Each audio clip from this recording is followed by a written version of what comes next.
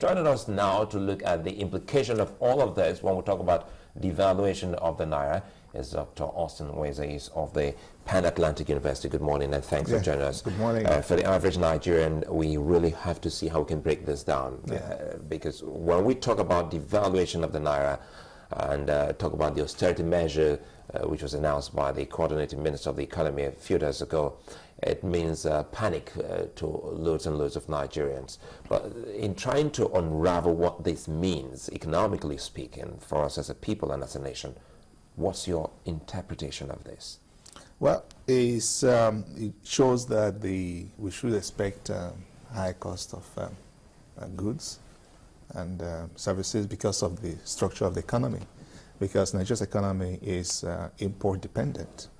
The productive domestic production is below 4%, contribute like in manufacturing, contributes about less than 4% to the GDP.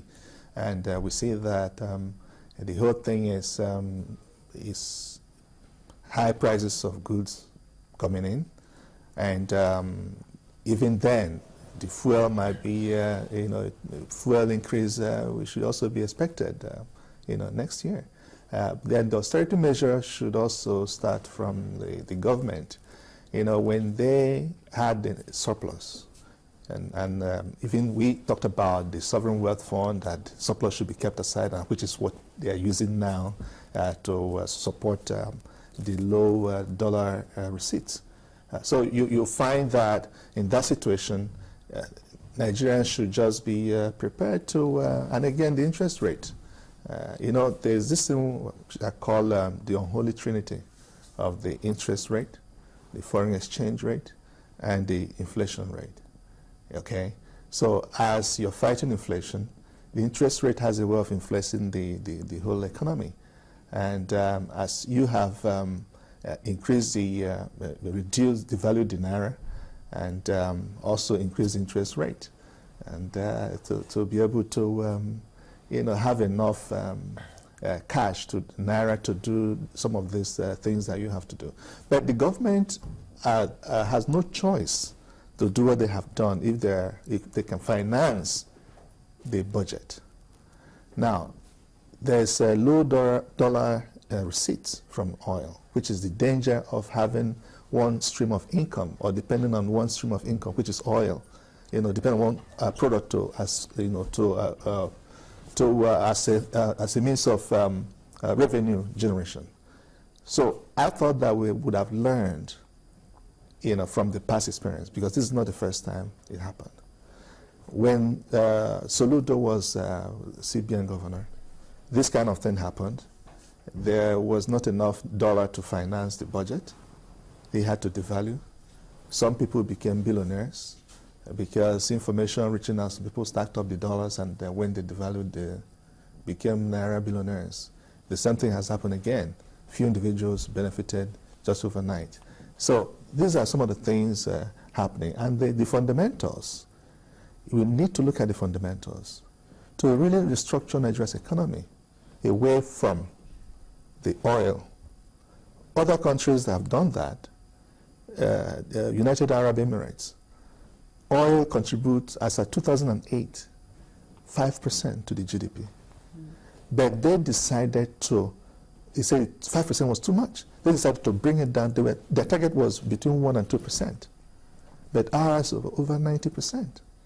I mean, revenue from oil. Revenue generation. Yes. You've talked about the effect of, the three, the three unholy alliance between these three factors, as it were. And you've talked about people becoming overnight millionaires or billionaires. A lot of people will say that, what can that kind of money buy if we're still import dependent?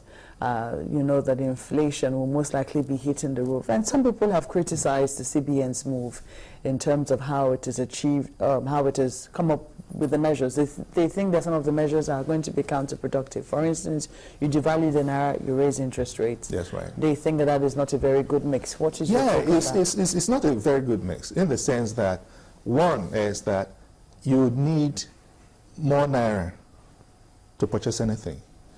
Two, The job creation, how governments anywhere in the world don't create jobs. There's entrepreneurs that create jobs. Now, somebody usually said that the government has a way of using the right hand to give you life and use the left hand to take that life back. Interest rate, 13%. By the time you go to the bank to borrow money, businesses go to bank, it might hit up to 30%. Currently, you don't get facility anything below 20% today. So that means which kind of business or what kind of business will you be doing to be able to, you borrow at maybe 28, 30%. How can you survive? So in other words, is it right for us to say the first real casualty of the increase in the NPR is the real sector? Yes, because now they can expand. Nigeria is one of those countries that has the highest interest rate in the world, if not number one. The CBN, this action they took, at least they were trying to explain why they took the action. That it was supposed to help curb frivolous demands of the dollar. Yeah, because one is that the election is coming.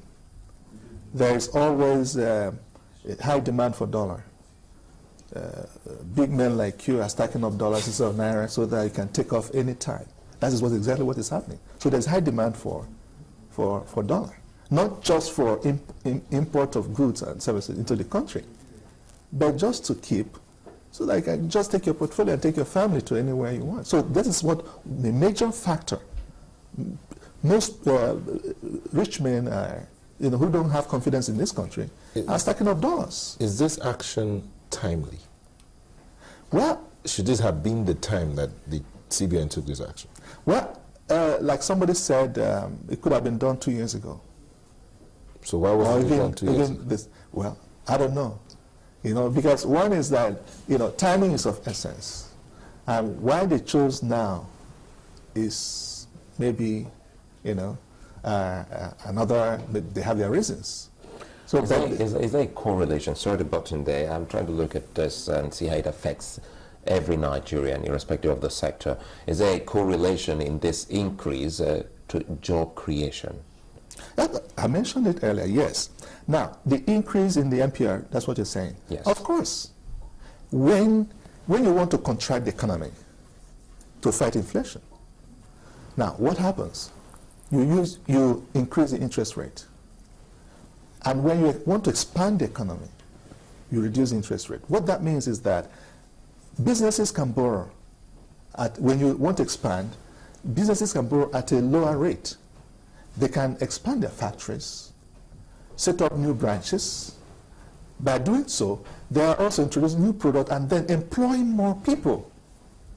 But with the interest rate high now, they will not be able to do that, and which means that the expansion program will not take place. New intakes will not, they won't employ new people. So that's it. It has a direct effect on the... So in other words, as we're trying to salvage a situation where we're not too wise enough to have put in another measure, which will be maybe, detrimental to the first plan. That's right. The job creation that the federal government is focusing on is, okay, they use one mouth and say, okay, we want to create jobs. And their policies. And the policy, it's like everybody is working at cross purposes. The federal government has a goal. But the different departments of agencies of government have their different, as if they're not working together, they have to synchronize. What is the government goal? What is the strategy? We don't have a national strategy to know exactly what in the next few years, to be strategic. To have a strategic plan is okay, in the next 5, 10 years. Everybody will be working, in line with this. But they are not. The CBN is working has a different plan. The finance ministry has a different plan. Customs and all this. Is that what you sense, or that's what it is? Because if you ask them, I'm sure definitely that's one of the reasons why they made, or why we have a coordinating minister of the economy. And there's always been that battle, as it were, between monetary and fiscal policy. You know, it's a thing one.